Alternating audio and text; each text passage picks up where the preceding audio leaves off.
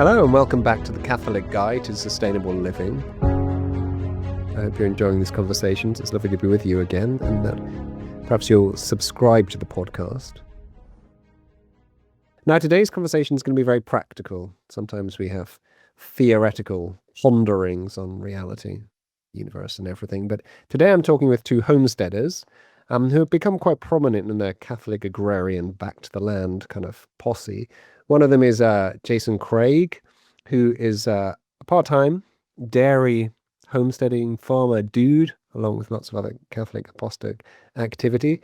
And the other guy is Thomas Van Horn, who has a really interesting business, bee business, making honey, making beeswax candles. And I'm going to ask these two to what extent they really are homesteaders, how much time they spend homesteading, how much of their income or food they actually produce, whether they consider themselves self-sufficient or if that's even remotely desirable. And above all, why they actually do it. Why would you want to go back to the land? Is it primarily for good food? Is it primarily for more holistic living? Is it primarily to be closer to nature? Or is it perhaps to create a living system in which you and your children have opportunities through work and prayer to grow in personal virtue? And I think all of these are reasonably good ends, but it's great to hear from two people who've actually really tried to do this and who've stuck with it long enough and successfully enough to be able to comment in an informed and authoritative way. So I was wondering what to talk about, and so I went onto your book website on Tan Books. And the first thing it says at the beginning of the little blurb, there's a cool picture of Jason looking very Chester Belloc with his huge beard. And it says, many people today desire a simple life that is closely connected to the land. And I was thinking to myself, oh yeah, it didn't look like that last time I was down at Walmart. 3,000 Americans buying massive lumps of plastic. So is that actually true? That's a good point. That data, it doesn't come from a data point, I guess, but my experience of almost every family, and I think every family at Walmart they have, like, at one moment they have that agrarian, this would all be easier if we lived simpler on the farm, or I think they at least have nostalgia from knowing that their family was on the farm. Like, they still have those stories in currency. I mean, like, every 90% of the country used to be living on the land in some way. That's a true nostalgia, meaning a homesickness. Like, people still have that memory. So no, we didn't do a survey to assert that in the marketing materials for the book, but I'm not sure if I've talked to any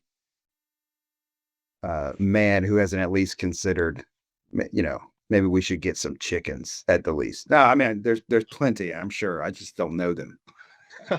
You're right. And I think it's a completely reasonable statement. Yeah. Yeah. And I mean, Catholic stories. I mean, humanity, we were just talking about surfing or, commercial fishing, or everyone is drawn to the natural world, I think, in one way or the other. We go to parks, the Central Park in New York City, to like rejuvenate and recollect ourselves, if you're living in the city. So I think at the base level, I mean, we could all argue humanity is drawn to the natural world. And to be a collaborator and a cultivator, within that, I think it's just the natural, next step. So there is we don't have any hard data, but I think it's a universal, draw. Yeah. So maybe there's two bits to it. There's one is you're remembering your grandpappy, although he died of typhoid at the age of 10, it appeared that he was living this idyllic rural lifestyle. But the other is, I think Tommy's right, there's actually a kind of inbuilt intuitive aspect of our nature is that we desire, that we're attracted to this, not just because we remember it in our cultural memory, but also because it's actually fundamentally part of who we are. Yeah, we're actually pretending now in this conversation as if there's really a choice. The reality is we all live off from near land. Yeah. That doesn't go away because so few of us cooperate in the work of it, but perhaps there'd be someone out there that would argue that we're better off by not cooperating with it. But we have bodies That's why we Yes. want to live closer to land, because it's, we're made from it. It's um I guess we all talk about it as if it's just a lifestyle choice and not something intuitively obvious, to anybody Right. who has some experience of natural things. Yeah, yeah. The other day on the internet, I came across this advert for these grounding shoes. I don't know if you've come across. A lot of the students here, especially the athletes, do grounding, where they kind of consciously take their shoes off and stand on the earth for a while. But this advert was for a pair of grounding shoes, which cost like nearly $200, and they had very little sole and a little copper ring in the sole to enable your electrons to be equalized. And then it had various scans of people's legs. And I was thinking, and even if this is total nonsense, it speaks to exactly this desire to Get reconnect back with to the what earth. we're made out of. Yeah. Yeah, I guess my understanding is there's these grounding blankets were a bit of a buzz around here, where you plug it into your wall, and then it connects to the grounding of your house, which is like it's grounded to their. I think grounding shoes were explained to my children, who often don't wear shoes, and it's Yeah. kind of like, have they considered taking their shoes off? Yeah. But That's that's interesting. no one makes Yeah, I mean, $160 out of that, Jason. Yeah, that's true. Yeah, Yeah. that's just Yeah. touch an electrical fence with without your shoes on, you'll learn your grounding. You'll get Oh yeah. grounded. Yeah, I've done that. Yeah.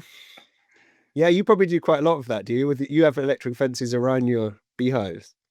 We do, we actually there was a guy who just got killed, I think down in your area by a bear this past week. Right. 9-year-old man. He was eaten alive. Oh, right. And we had about 15-20 hives torn up from a bear that blew through our bear fence, but pretty much half of our apiary has to be enclosed with an electrical fence because the bears are out of control in this part of Florida. They actually need to open up bear season again. Someone was telling me they have opened up a limited quota of bears.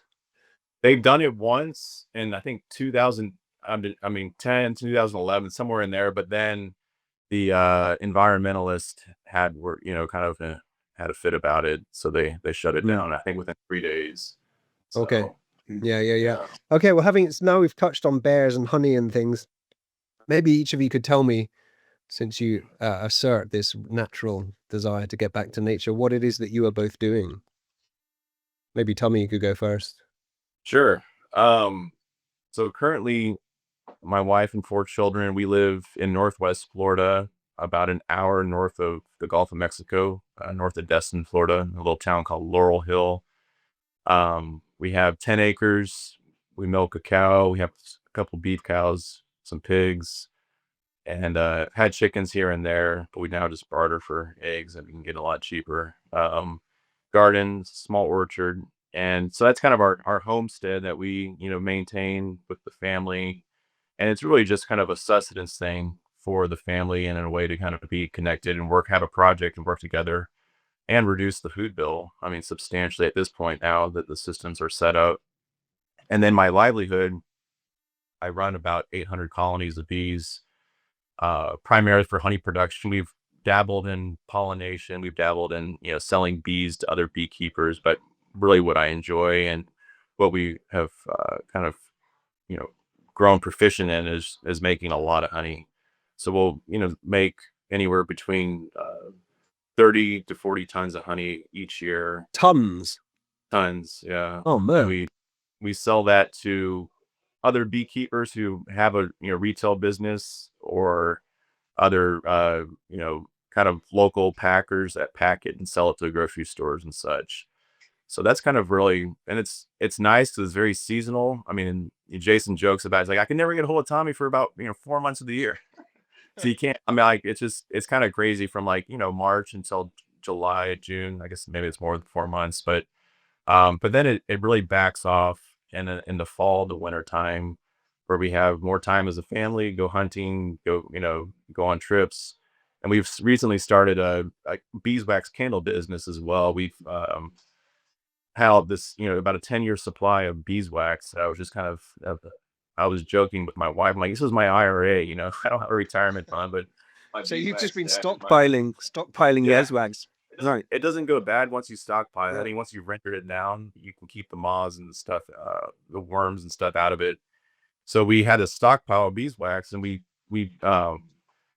just started a little e-commerce store and started kind of dabbling with the social media stuff. And so that last year we had a pretty good year, the first year. So we kind of do that, and then we have some seasonal help that helps us with, or part-time help that helps us keep that going while the bee season is pretty busy for me. So we have some girls from the parish that help us with, in addition to what we do here, to kind of keep the candles shipped out and everything kind of going with the candle business. So Yeah, nice. I want to come back to that later, that this because that sounds like a cool product.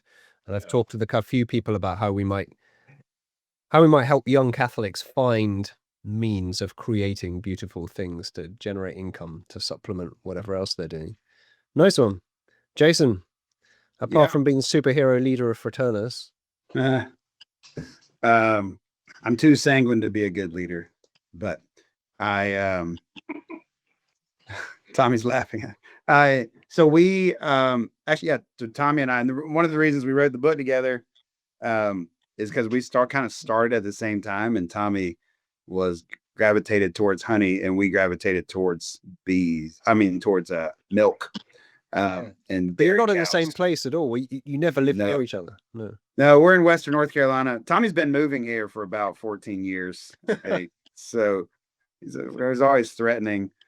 We've started a nice cult here, invitation only, so don't advertise it. But we do not make income from any land. I'm sorry, primary income. The family, we have 4 to 6 cows going all the time, dairy cows or the steers or the replacement heifers coming up from that. The dairy is the center of our homestead because it's just so much food. We have 8 children. And it's just, there's just so much food that's regular in a cow. So that gives them, it's very different from beekeeping. I always hear Tommy when he's talking about like the days off. If we had 1 cow, you could dry it all, or like seasons off. If you have 1 cow, you can dry them up. But for us, we're in milk year round. So that's our way of life. That's our Louds and Vespers every day, just forever. And then we raise pigs. We always have pigs going. My daughter and one of my sons, they do raise pigs for the butcher who lives across the street. He sells them as shares. That's the Melvin Hill Meats is the name of that. Actually, you can order it online, but so there's a little economy here, right? I mean, that's probably. Then my daughter has a cut flower business that she sells at the farmer's market, and then but most of what we're doing is growing food for the family. So we grow 100 or so meat birds a year, so poultry, and then we raise pigs, and then we have at least 1 cow a year from the farm that we butcher, and then we have a pretty robust garden. And this year we're doing, and then laying hens. And this year we're doing turkeys for the first time. We're going to raise like 25 turkeys. Well, not the first time in about a decade. So always and ducks and strawberries, things, just the vegetables and the fruits and things. But our farm, I mean, right now we're 100%, what they were, I guess, sustainable. We grow 100% of our dairy and meat. Oh, wow.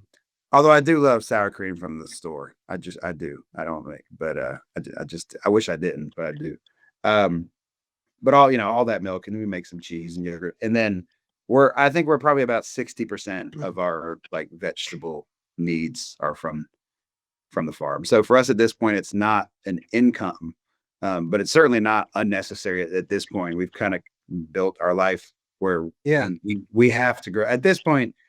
And there's nothing wrong with growing food. People call hobby farming or hobby homesteading.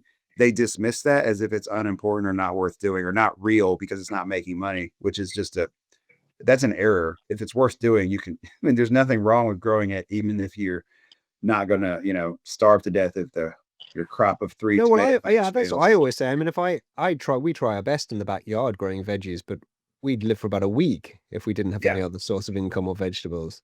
And I've always maintained that's really worthwhile, just because it's so worthwhile. It's therapeutic and it's a wonderful connection. But what I've been interested in talking to people in this podcast is, I'd imagine that people got into homesteading because they wanted to be so-called self-sufficient and they wanted to generate all of their welfare from their homestead. But actually, it seems like for a lot of people, it's first of all about just growing enough food for the family rather than actually having monetary income, and then secondly, creating a cool place to be. Which Yeah. so yeah. Well, yeah. When we started, and the dream was to go full-time dairy farming, and the Right. closest we ever got was when we launched a yogurt business that lasted for about 2 years prior to COVID, and it was profitable and successful. But because I was trying to work a job at the same time and do that, I was getting up at like 4 a.m. to milk the cows, to get to a farmer's market in Asheville, an hour away, on a Saturday morning. And Oh man. and like, we're not working to get, together as a family. So it's like, well, this isn't what we were imagining exactly. Right. But the, for, Tommy is more, he can speak to being full-time, farming. But in the book, and so in Liturgy of the Land, we were like thinking really through all the people we know that are actually in different places and levels of homesteading.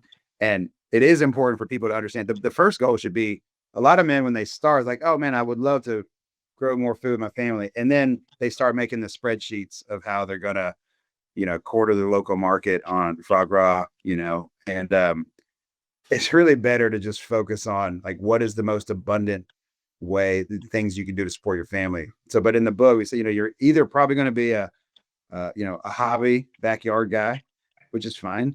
You can be in town and you don't need to go anywhere, or you might be like, kind of beyond the hobby, where it's actually starting to shape the way you live your day-to-day life. You really need to be out, the chickens really do need to be closed up. Yeah. And then where we are is like sideline supplementer, where we are growing a lot of our food, and we do sell. We do sell products, but it's a supplemental. And then there's like full-time homesteaders or farmers. And we, Tommy and I have a friend, Jim Curley, who's actually more full-time homesteader, where Tommy might be full-time farmer, because the full-time homesteader might have a supplemental job. You got to have some money, right? Just Right. to have some Yeah. money. But most of his time and energy is just growing and processing food for his own house on a very, simple scale. Yeah. Yeah, I can imagine that's pretty unusual. But so for the pair of you anyway. So I'm thinking all the time of the students I have here in the university, and they're asking these questions a lot. And that's why I asked my first question about desiring a simple life connected back to the land. When I say to them in ecology or environmental science class, how do you want to live? What is it you want to do? The girls especially are saying, we want to have chickens, we want to have some veggies, we want our kids to be living next to their cousins, we want some sort of land-based. The guys, they seem to be more oriented towards getting a job and earning money. There's a few young men who are really inspired by the homesteading, but for some reason, not so much yet. But yeah, okay. But for both of you, how do you actually find it then? Because you're homesteading a lot, and at least it sounds like you're gardening and the animals are really demanding. And at the same time, you have more or less a full-time job, or not quite? Wait, hold on. I'm going to let Tommy answer, but I have to answer your students there. Yeah. Well, let's hear about that. Yeah. Well, it's natural that the females, the young women, would be desiring an integrated home, right? Yeah. Where they're actually desiring an economic unit, not just like being, at home keeping the house clean while husband's off paying for it. They want, they're intuiting that as like a whole. And those young men, most of our educational system, hopefully Ave Maria has some people liberated from this, but the purpose of your education is to get a high-paying job, right? Yeah. So I'm trying to disrupt that. I'm not surprised that everything they've been oriented towards is on their mind. However, once they start working, most men, when they have their conversion, when they realize the imbalance that sometimes the modern work environment creates, or the division between their family, the reason they want a homestead, it might come later, but the reason is, whereas young women will often say, I want the health of the home and people living near their cousins and those kind of things. The men will say, I just want to work with my family, because I am given to work. That is good, right? Wendell Berry calls work our relationship to the world. And I would just love if that wasn't a point of division with my family and a point of unity. And that becomes the reason they want to get back. Or, I say back. That's the reason they would like to have some sort of work integrated with their family. They don't want to go home. They want to be closer to the home, but they don't want to just be another mom, right? They want to be at home like a dad, which is to work. Right. They And want I their kids definitely, to I work want to along. talk more about the work. Yeah. Yeah. But in practical terms, Tommy, your, like Jason, your financial income is pretty much disconnected from the farm. You have a Yes. different job, but Tommy, you are effectively a farmer. Yeah, I would say I'm a full-time bee farmer. I mean, that's our sustenance for sure. And then the candles are kind of a spin-off of that. But the you mind restating your initial question before Jason's? Hmm. Are Oh, you- so yeah, I was asking about two things, but maybe they're pretty much the same thing, which is, first of all, I said that there does seem to be this desire among the young Catholic people to reevaluate how it is that we live. Yeah. They are rejecting the culture. They're attracted by living in a more authentically human Catholic mode, but they're wondering how that actually looks. And that's part of the motivation for me with this podcast, is actually to try and help them answer this question of how is it you can go from doing your degree in liberal arts to having this holistic lifestyle where you have a home and a place, and so you're producing some of your food, but also you have some money, and you're not just like a rejected, like a peasant living in the middle of nowhere, striving to keep food on the table. You have some sort of intellectual life, and you two, in your imperfections, seem to have done rather well. And so, Yeah, so how do you, I mean, I would say, I guess my experience was just do something. Like you have this this vision, like Jason talked about. I had this vision of working with my family and having this land-based agrarian business. At some point I was working with Jason for Turnus full time, fundraising, and just managing administrative, things with the organization. But my desire was to pivot full time into that. So what did I do? We started with like a square foot garden in our backyard and 2 beehives, and then doors began to open. Like this old man was selling out of his bee business, so he like gave me a 50 hives worth of equipment at a fire sale. So like Providence kind of just, at least I perceived it as Providence, opened up doors, and things began to kind of unfold where we had the opportunity to pursue more of um, this way of life. And for me, when I pivoted full time from fraternist to full time beekeeping, we had like $2,000 in our back pocket. I sold my triathlon bike, sold I think one of my surfboards, sold a second car, and we had like $5,000 in savings. But my back was against the wall, and I'm like, I got to make this work. And so we we actually collaborated with other beekeepers in the community, and my production wasn't enough to support my family, but we would buy honey. Initially we'd aggregate honey from other beekeepers in bulk, and then pack that under our brand and sell it back to the community. And we created a brand based on that kind of idea of this collaborative beekeepers co-op, so to speak, in Pensacola, Florida. And it was just it was a grind and it was a hustle, but I was 25 years old. We had two little children at the time, or if we had one pregnant with the second, and it was my wife. And I mean, it was crazy. I mean, Jason talked about like we'd be up at 2 o'clock, still 2 o'clock in the morning, getting ready for the farmer's market to get 4 hours of sleep to go to the market, and at 7 a.m.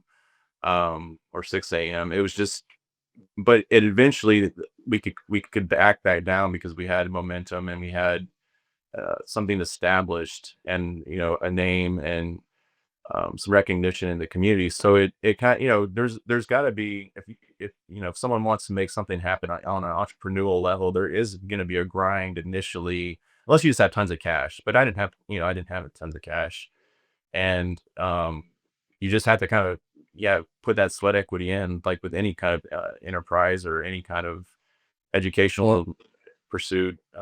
And then, but once the ball gets kind of to the top of the hill, so to speak, it starts to roll on its own. And then it's like, there's momentum and things become significantly easier. And then you start to acquire, the means and the capital to to have ownership of a place and to have ownership of things where you can, utilize that for your livelihood. So it was definitely a grind for the first, 3 or 4 years, and then it kind of slowly eased off. And we ended up actually selling that brand. East Hill Honey was the name of it, to another beekeeper, and then that launched us really into the homesteading thing. Because at the time, I was just like trying to keep my head above water, manage the bees, go to the farmers market. We had no gardens. I mean, we had the garden like went to the wayside at a certain Mm. point.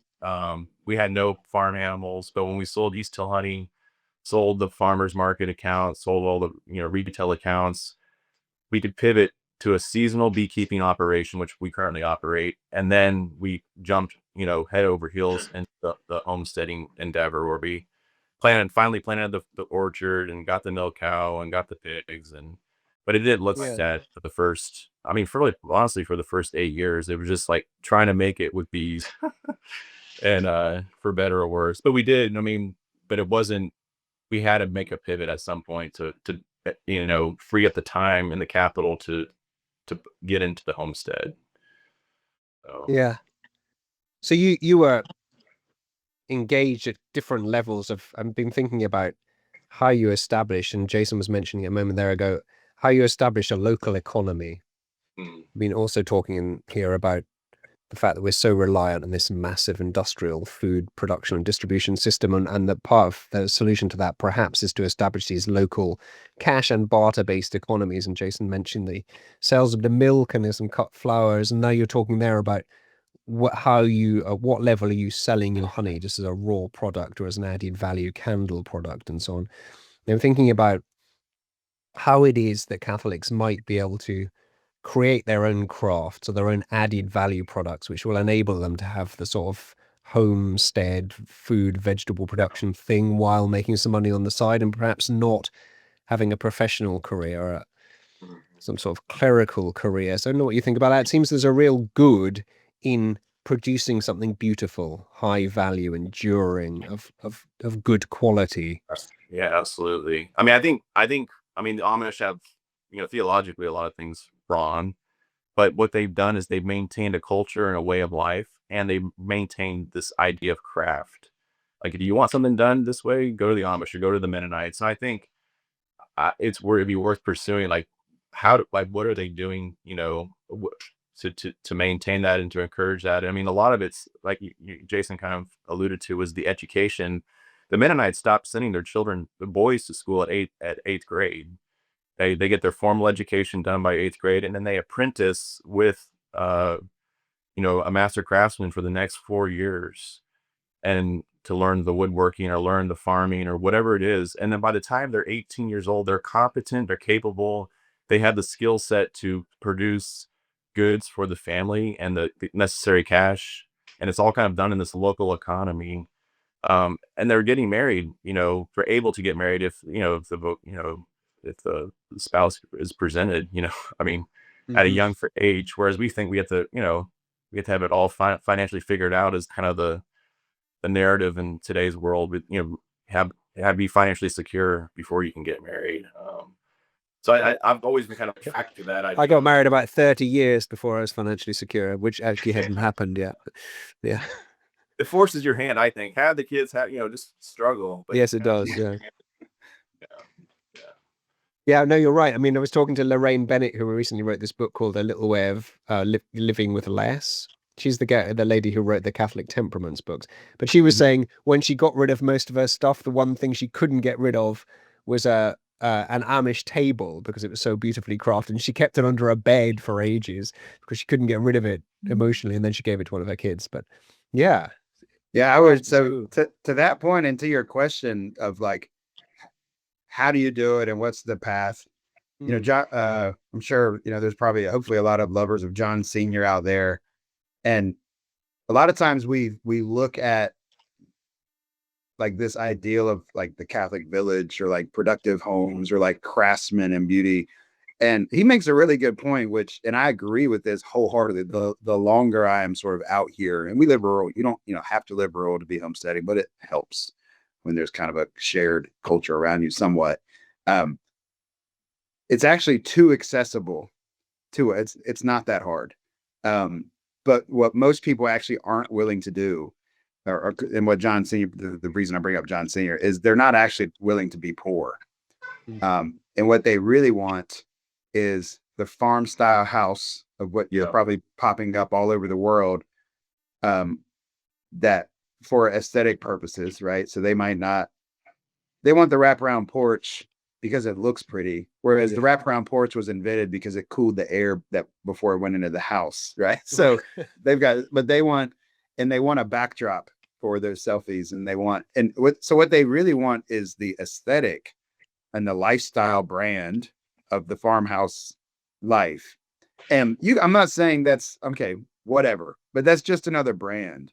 Yes. But our path to where we are now, people come and we have the farm style house. We bought, we built the house and it's on a hill and it's, I've got my wheat growing out front, which people are really impressed with, but I don't harvest wheat because we just graze it with cows. And, and they go, wow, that's, that, and it is, I love it. It's wonderful, but it didn't start like that. We actually, we didn't have any money. We bartered for where we were living out in the country and we bought, some milk cows with our last little bit of money. It was more of a radical time in our life. We were a little more reckless, I think. But we cut our teeth and we did need it. You do things differently when you have to, versus when it's 100% choice, it becomes, which is actually one of the reasons we have milk cows is like, we don't have a choice. We're going to milk the cows every day. But for a lot of us, the unwilling, what we actually desire is the look and the feel. And we're unacquainted with, the work and the reality of it, which is fine. But then to ask your question, how do we get to that? A lot of us think we think in the solutions we know. So we think in sort of a techno media based, consumerist based like mode of thought. And not recognizing that it's probably the only thing stopping us is our own conversion towards greater simplicity, towards harder work, towards less vanity, towards modesty in our homes, instead of pursuing the larger and larger. It's probably our own conversion.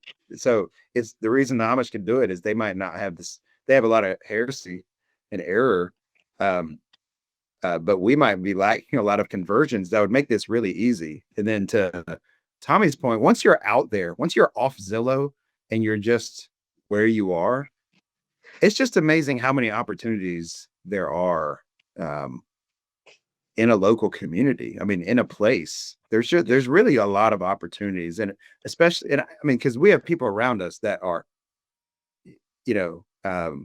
somebody was telling me this story. They're amazingly contented is the end of that sentence. Somebody was telling me a story about somebody who was so rich. He said, well, I don't need any more money. And it occurred to me that I have a friend who's right down the road and he says that all the time. He gives me eggs and things like, and he says, I don't need any more money. It's not because he's rich. It's because he doesn't need it. And he doesn't see the purpose. He's contented. So, I mean, I guess that life is, the problem is it's so practical and so easy that people dismiss it as romantic and impractical and impossible.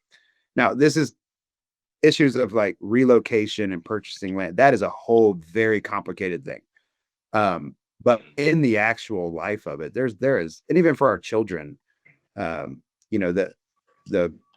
trades and the craft and the work right around here. I mean, our children are just getting old enough where they're out, the community knows them. They're out here working. They're like, yeah, I want that hardworking, girl that I saw with a baby and a baby carrier, weed eating a fence line, and those boys and that, like, yeah, they'll hire them. I mean, there's work. So anyway, but we're not, as John Senior said, well, we're actually just not willing to be simple. I won't say poor because people might have a knee-jerk reaction. You even mentioned it. Oh, I'm a peasant. Well, it's like, well, a lot of peasants are pretty happy and contented and like didn't work for something like 120 days a year that didn't work. I mean, there's certain realities of their life that we're just not prepared to even understand. Well, I think it's congruent with, I mean, our Lord and all the saints talk about having a spirit of poverty. And really, it's not, like you're saying, Jason, it's not necessarily being like in rags, but being content and being, not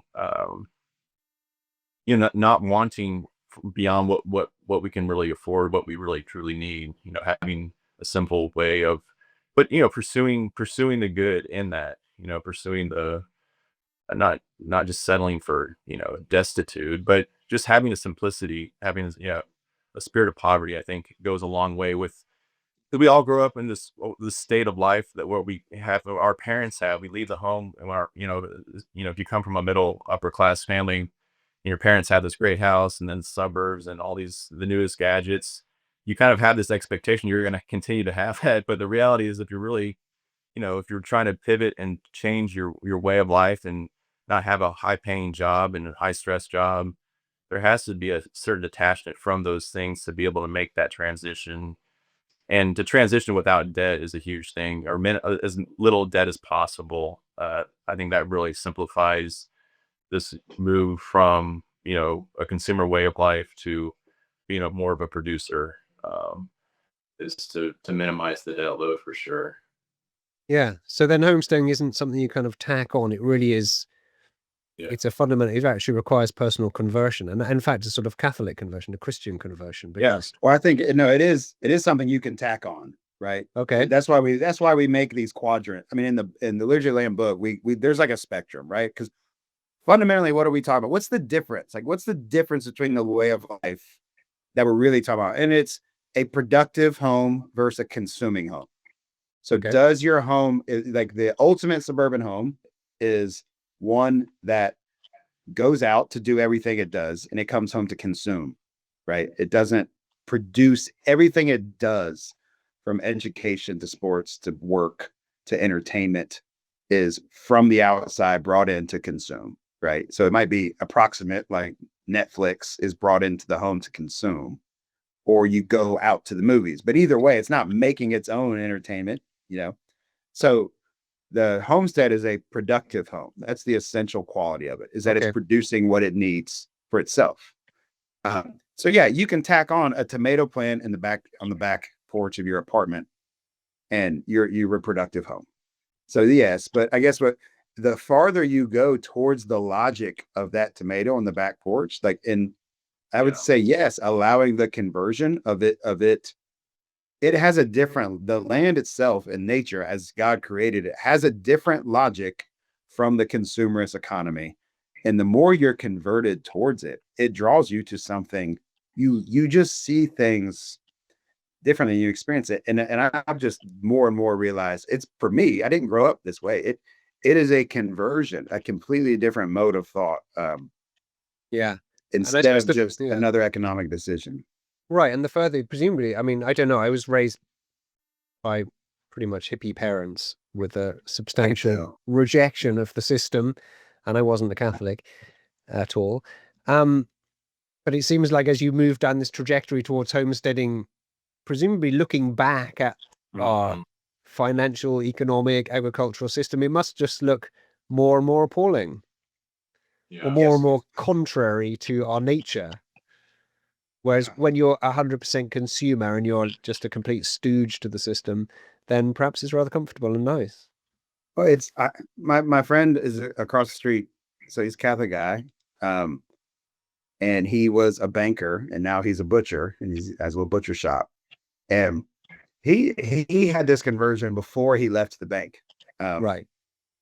Which and essentially, I mean, I don't know, one of the biggest observations is, did God create the world insufficient for feeding us or having the resources we need to take care of his children, right? Is there a defect in creation?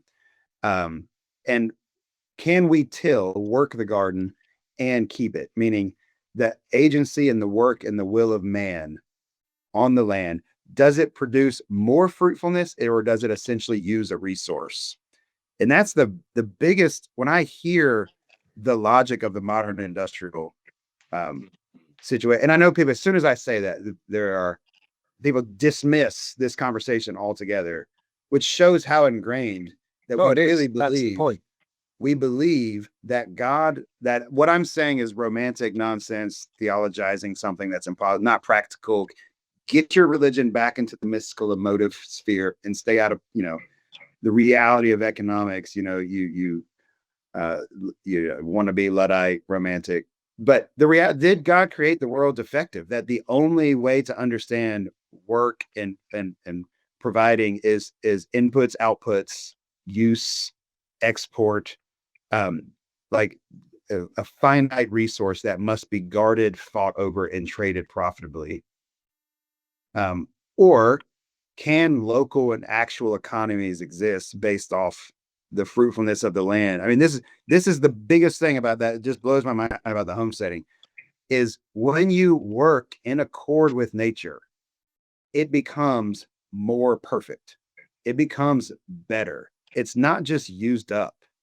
And that logic is beautiful and life-changing when I, as a man, can be here and given with my God-given will and intellect and work with creation, just like Adam, well, with some differences, different things. Yeah, your beard will be the same.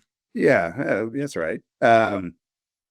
Work in the fruitfulness and the provision increases in an abundant, and that carries over into things like, I don't think it's surprising that a consumerist economy will be an economy that supports abortion, because children it's kind of like when you're working the land, it becomes more. It's not a drain on resources. As we work, it increases. And with having more children, are they just another mouth to feed, or are they another hand to the plow? In traditional societies, even we look at it now, and it's hard for us to imagine that they would have been welcoming children. I mean, isn't that such a burden? Because our children are essentially just consumers of the home, right? They're only consumers, and they just consume and consume until they have their ultimate consummation in college, when they drain the last little bit of resources we've saved up, and then we cut it loose and they go get their own mortgage, right? Yep.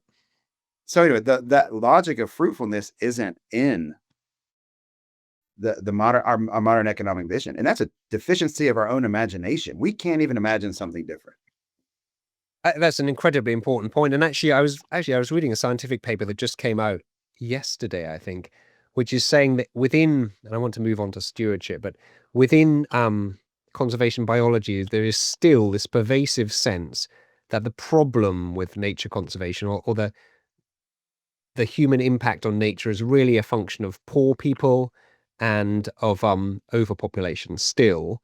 And the implicit solution, of course, is either fewer humans or massive closed areas. You just exclude the humans, because wherever the humans are, they overconsume by definition, and they diminish the land. And so I've been thinking a lot and writing about how it is that actually that's exactly wrong. And because of the way that you're speaking, because humans who are properly embedded in nature and living in a way which is in accordance with human nature and the proper relationship with the land, will in fact become fruitful and generate this desire, this care, to nurture the land such that it becomes more productive.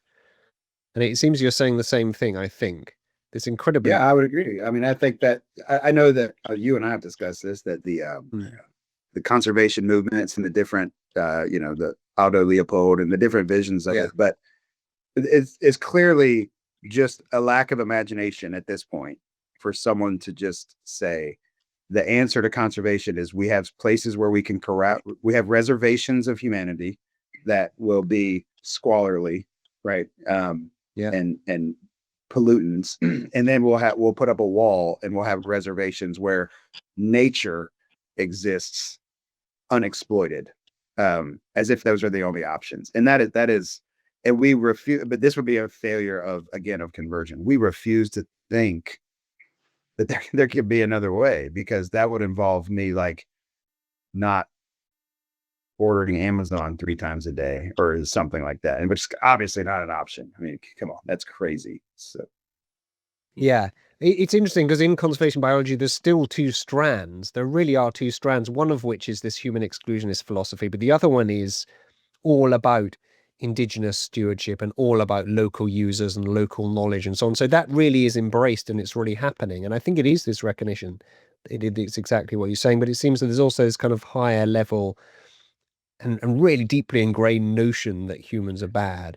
But maybe we can go back, Jason, to what you were saying a second ago, which is you were saying that something along the lines of when you act properly as a man and when you're treating the earth properly, then it becomes more productive rather than less productive. That seems like a really substantial realization. Yeah. No, that's I mean, that's it. You just said it clearly. That's a humbling thing. I just think we're conditioned, just like you were just saying with conservation, to think otherwise. So to steward the land, to understand that what I'm doing is it's more like love, because I want to will the good of what's in front of me. Right. So for my children, I want to act with my intellect and my will in a way that brings them to greater perfection. And that's love, right? That's kind of, I make it about them. And if you listen to a lot of the regenerative farmers, the way they talk, it's very much loving. Yes. They will say that you have to give, for example, with grazing, if you're doing rotational grazing and grazing that you're trying to not hurt your land, then you actually start talking about rest, not use.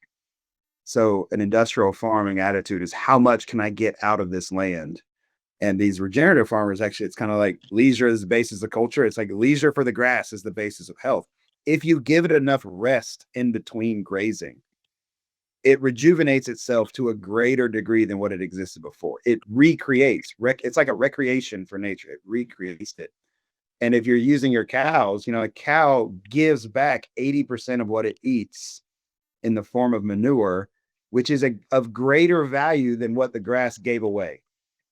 So when the grass gives away its excess tissue and it's given to the cow, and then when the cow returns it in manure, the return on investment was huge, and we can work with that, giving rest and fruitfulness and giving back more than we take. And all of a sudden it becomes more fruitful. It's so like right now we're struggling because it's springtime. Our grass is growing like great. We have more milk. I'm like texting neighbors, like, can you drink more milk? Can somebody start making some butter? Because we're swimming in milk. It's not always the case. And I'm just still learning these things. There are places on my land deeply wounded and hurt that I now recognize, well, this is my place. I have to heal this for the next 20 years. My daughter's like, well, because I was complaining, we used a bulldozer to do some clearing. And I was just like, I wish I didn't do that. I could have done it a different way. But my she'll say like, well, the grandkids will have better fields. Like we're going to heal it. It'll take some time. Yeah, there you go. But that stewardship, Tommy, yeah, sorry, you were going to say, I was thinking about using with these. Practical level. There's a gentleman, John Burns. He's in the Finger Lakes region up in a Catholic father, does full-time grazing operation with sheep and cows. But he went from kind of a conventional system to a regenerative system. And he said that when he went back, I think he cut his herd down by a third, and immediately he became profitable, which is counterintuitive. So he adopted regenerative agriculture. He reduced the number of sheep and cattle on his land. And now he can graze up in the Finger Lakes up 11 months of the year, which is almost unheard of up in that area, because he doesn't have to buy the inputs, buy the hay. And I think he's certified organic as well now. So the price per pound per unit is significantly higher. But it just goes to show on a practical level, what you're talking about, Jason, is actually on paper more profitable than, just the constant input output system, which I've seen in beekeeping as well. It's like, do I just take everything or do I leave a little bit for them? And the bees are healthier and it's more sustainable. I don't ship them to pollination and they just get abused and sprayed. And if I just put them in a natural environment, they thrive and they're significantly more productive. But there's a period of rest and there's a period of work for them as well. Yeah, so you're stewarding them. Yeah, so now I'm thinking you're talking about regenerative agriculture, and about a minute ago we were talking about getting this anthropology right, the relationship between person and place and so on. So I'm wondering, is there any difference between you guys and the hippie homesteaders? Like in practice, it probably looks much the same, does it? Or well, I don't know who you're talking about, but I know that when we first moved here, we had a lot more in common as a way of life and with the hippie homesteaders. And I mean, everything from the issues of contraception that they were probably more open to talking about to, yeah, I mean, when we got here, I mean, other than their overt paganism, they had been formed by, their mode of thought was different, and their ideas of stewardship was more loving, and it was easier to talk to them than someone who shows up at my farm and they're sick of being a financial advisor, and they want to, they want me to help them like tweak their spreadsheet so that they can be profitable and start a village and a community and by April, and it's I've enjoyed I live in Western North Carolina, and there's a, it's sort of like in the 90s. I don't know if you know this, skateboarding was like the biggest. Oh yeah, I was a big skater. Yeah. I was a bit of a skater punk. But it was like the industry though of skateboarding, like Vans, shoes, it was something like 90% of the skateboard apparel sold was not sold to skateboarders. It's just like a look. So I will say there is kind of like a look and a feel that goes with like the hippie homesteading, and those people, that's more of just a political brand. I don't know. They're not doing it, but I will say the ones that are just content. I mean, there's a guy, he works with my neighbor, and he might be described as that. I think he's got like a dreadlock rat tail thing. He just might fit the bill. But he's just contented, and we just talk about taking care of things and loving people. Like it's a real refreshing, like less. Oh no, there's a huge amount of common ground. It's interesting that you said it. It used to be easier, because that's also been my experience. I mean, when Anna and I, our eldest child is now nearly 24, but when they were our kids, and we were homeschooling in Ireland, and very few people were, and we lived out in the country where there weren't many committed Catholics, and I say that quite tentatively, but most of our friends we used to go to basket weaving workshops, and all this kind of tie-dyed thing was going on, and it was great, and everyone got on really well. And, we were the kind of weird Catholics, and they were off doing their pagan thing. It didn't seem to matter. But then just in this last few years, it does seem to have suddenly really started to matter. And I don't think that I've changed in my attitude, but they seem to have become so that's a terrible thing to say, but people who are engaged in this lifestyle without the faith seem less willing to engage. Is that what you're saying, Jason? Well, I think, there's two reasons for that. One, I think there's a, just the sheer fact of the internet, we have been made into enemies. It's harder to engage. And we experience that all over the place. And, I'm in West North Carolina. There's places that, if you have a conservative bent, you're just like, you literally are a Nazi. But I'm sorry, I'm not saying Western North Carolina broadly is not that way at all. I'm actually speaking specifically of places like Asheville or something. Right. But the other reason, I don't know if you know, like the Dohertys, Sean and Beth Doherty. Yeah. And like they were, they've been involved with the movement around like Mother Earth News and all those, like that kind of homesteading movement of the last, 20, 30 years, maybe even like hippie and post hippie descendants, that they seem to be going away. That's Sean and Beth's observation. And that when the homesteading movement currently is like the growing motivation is from faith. So it's, whereas maybe in the 90s and the 80s, there could have been like tie-dye basket weavers, like literal kumbaya. Right now it's not. It's committed, confessional Protestants. It's liturgically serious, Protestants of some sort. It's traditional Catholics. It's Eastern Orthodox, that they are the overwhelming majority now of like coming in. And it seems to be a genuine movement, meaning these people are just compelled by like a very strong, sometimes urgent urge to live differently. So I don't know if that's the case. It has been. So anyway, we've been made into enemies by just the reality of being categorized as enemies, thanks to, just modern media and all that crap. But I think Christians are outnumbering them. And I think the hippie homesteaders actually seems to be dying out. I mean, if you look at Mother Earth News and some of those old, they don't even do their conferences and things anymore. That whole thing kind of fizzled out. And the ones that are up and coming are all sort of, faith or conservatively minded and spread, like the regenerative agriculture. I mean, Joel Salatin is a raging libertarian, for better or worse. He's very conservatively minded, and he's sort of the high priest of regenerative farming and movements and things like that.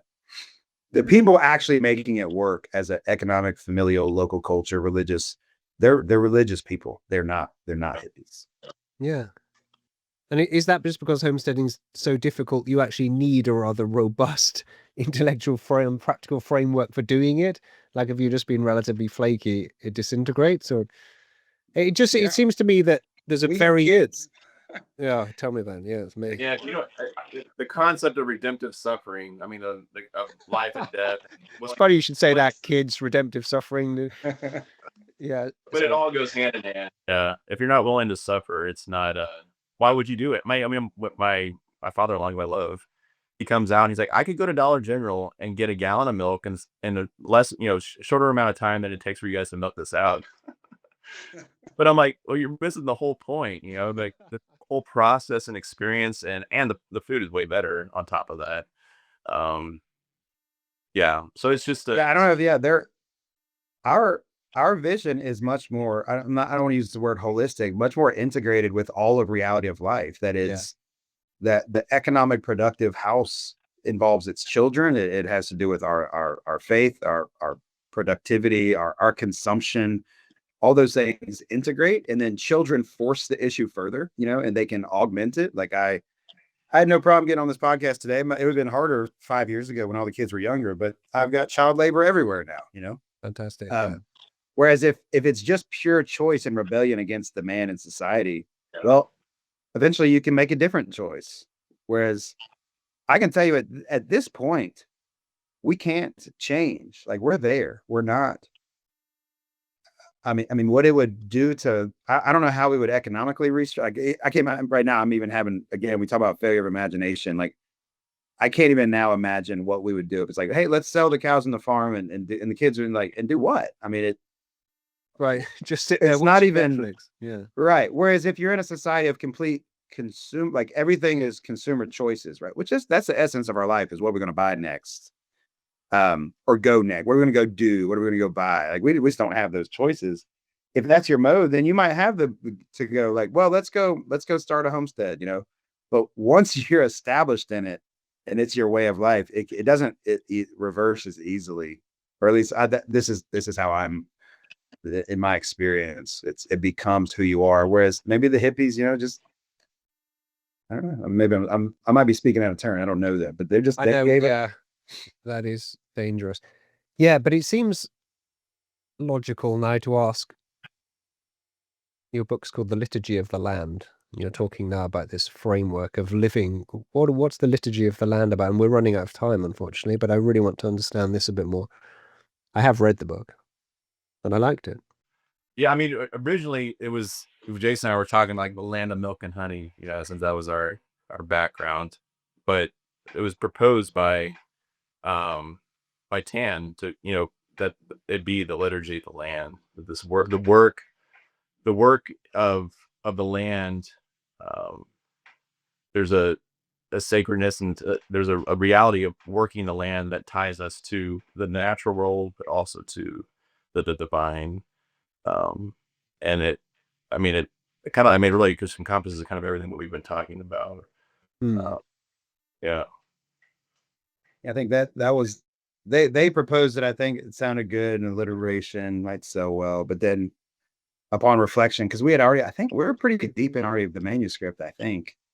But it really actually gave us shape to the rest of where we were forming all the chapters to say, this is what we're saying is that our work on the homestead, the difference between acts of religion and acts of economics get blurry, when you're closer to these things. And what does life look like when it's formed by the liturgy of the land, the cycles and the work and the seasons of the land?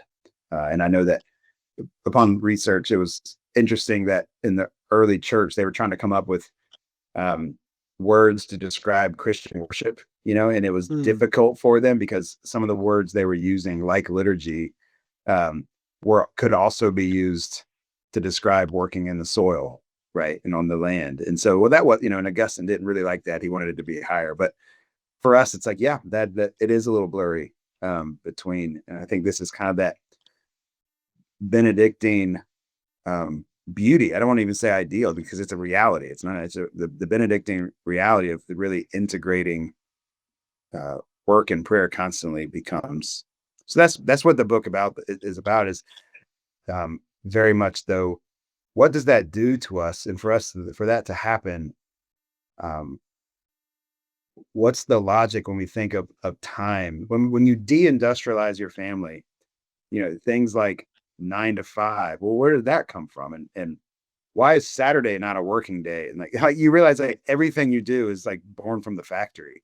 Inputs, Yes. outputs, profitability, maximization, efficiency, and things change when you work from a different logic from the land itself. So that's what the book is about. And a lot of it is because Tommy and we've been at this for 14 years, but both of us could tell you, people, and if they're listening to podcasts or students, my observation is more people fail than succeed when they attempt to make that transition, which should give us serious pause on how we're thinking about it and going about it. So we wanted to write the book for people that it's not just someone who's already farming or what, it really is for someone who is considering like what is this actually asking of me and what might actually happen. And we're telling it from the story of ourselves having plenty of failure and disappointments and but then also, okay, what does it look like when you are sort of there when you get there? Yeah, it's incredibly attractive in that it appears from what you're saying that the Catholic faith, the cycle of the liturgy of the year, probably seems to make a lot more sense looking from a homestead than from an industrial situation. But why is there Easter now? Why is there Christmas now? And so on, or even just the rhythm of the daily mass. Have you found that? Oh yeah. I mean, I would say my conversion and similar with Jason, I mean, although he was a step ahead of me I was, cradle Catholic, but the conversion of coming to the land was almost at taking place at the same time as the conversion to the traditional liturgy. And that only reinstated and kind of, the Ember Days, the office of the Blessed Virgin Mary. All these different things that are, entwined uh, through the liturgy. It just, it brings up a huge amount of meaning and purpose when you're working the land, when you see the change. And even more so that, in the further north or further away from the equator. I mean, the equator Right. area has its own seasons, a dry season and a wet season, but uh, yeah, I tend to think, in the four season, reality, but yeah, it's deeply integrated.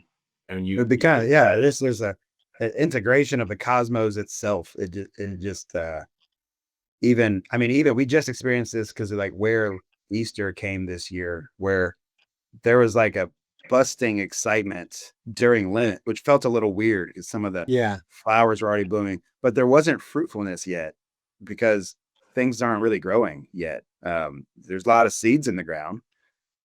So that experience just lends itself.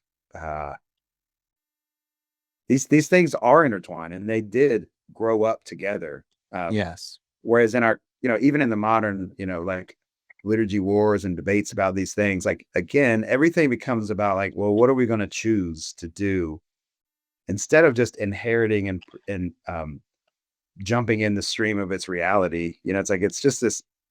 How are we going to do this? How are we going to live? Like these are very like related things that and again, if we were to step back and look, they come from our modern disposition towards life itself. It's like we even just the way we talk about things is odd and weird. Yeah. Imagine if you were brought up and you knew where you were going to live and what you were going to do and how you were going. It'd be such a relief, wouldn't it? Oh my goodness. Oh, you're just. I just feel like, oh, thank God, I don't have to deal with this crap. Who am I? What's going on? Where? Yeah. It's a poverty. I mean, it's a serious poverty to not be rooted in a place. Yeah. I mean, I've struggled with that. I mean, I have family in Texas that, I grew up in the suburbs and they're there, and it's like we want to be close to family, but then it's like, well, we want this way of life. So we can't, I mean, and then we can't even afford to move back. I mean, land's like 50,000 an acre around Houston area. And so we're in this place where we have some friends, but we don't really, but just to be able to inherit that, like what you were saying, to be able to inherit this is, you know, my trade. This is what my family has done for the last 5 generations. This is the road that's named after my family. Yeah. I mean, you know, Yeah. It's incredibly attractive, isn't it? maybe nostalgic, but it's, yeah, there's definitely a poverty in America where the fact that we can just pick up and move anywhere always, and there's not a sense of rootedness. I think it's a serious poverty that we have to deal with. I really struggle with it being here. Yeah. Yeah. Lads, we're running out of time. Any last things you'd like to add? I better go and check on that chipper and the students and see if they're all right. Yeah. If you're gonna use a piece of equipment, a chipper is a great one. All that organic matter is great. Oh yeah. No, I appreciate the work that you're doing, and especially on the college campus, I think having people think those things through ahead of time. Took me a while to start thinking them through. There's a lot of assumptions and presumptions in the modern educational, not just the system, but the whole purpose of the formation of the person. That is, again, if we're not rethinking how we understand economics and our relationship to the world itself, it's going to be impoverished and probably dehumanizing at some point. Yeah, I hadn't thought of that explicitly. I mean, we have here this minor in agriculture and in Catholic environmental stewardship, and you have to do some business, entrepreneurship, and theology and so on, but there's not an economics class, and I wonder it might be actually fruitful to add an economics class which helps you to understand how it might go wrong. Yeah. Cool. Well, thanks, guys. It's great to talk to you. I'm delighted we've got this opportunity. Appreciate it. And we'll keep in touch. I'll report back. Sounds good. Yeah. Okay. God bless your day. See you guys. See you later.